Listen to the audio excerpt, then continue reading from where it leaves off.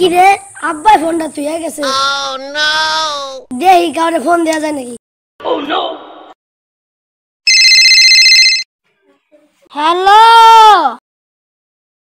কেডা? আমনে কেডা? আমি পুলিশ। ফোন কোনায় রাখছেন? থানায়। আপনার কাছে বন্দুক আছে? না, লাঠি আছে। ওইটা আপনার পাশায় বইরা ধন।